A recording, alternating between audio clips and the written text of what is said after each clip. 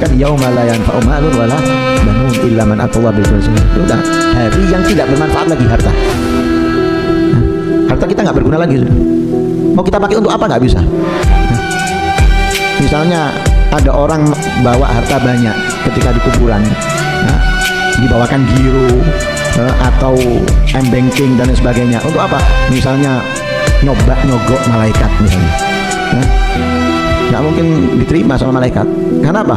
Apa yang akan kita berikan kepada dia itu sangat kecil, sangat hina, sehingga berapapun yang kita miliki nggak akan diterima. Kenapa? Itu kecil menurut mereka. Kalau kita kan punya nilai itu. Kita punya nilai, untuk kita orang seperti kita punya nilai. 100.000 punya nilai, 500.000 punya nilai, 1 juta. Wah, tambah besar nilainya. Tapi kalau orang yang dekat dengan Allah, manusia yang masih hidup di atas dunia, dekat dengan Allah, mereka itu uang sebesar apapun tidak berharga buat mereka. Sehingga di sisi mereka itu nggak jauh beda dengan pasir dan tanah. Nah, kita punya pasir, mosok jelek jero omah, dikunci.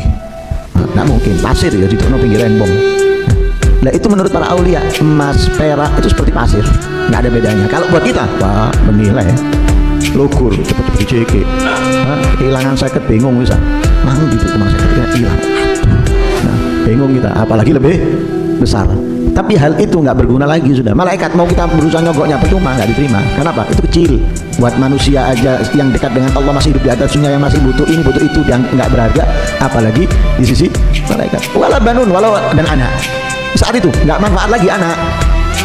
Mungkin di dunia anaknya badannya keker, kuat, bisa angkat mobil truk misalnya, satu orang sendiri bisa angkat truk. Ketika ada orang tuanya diganggu, dia maju misalnya, itu di dunia.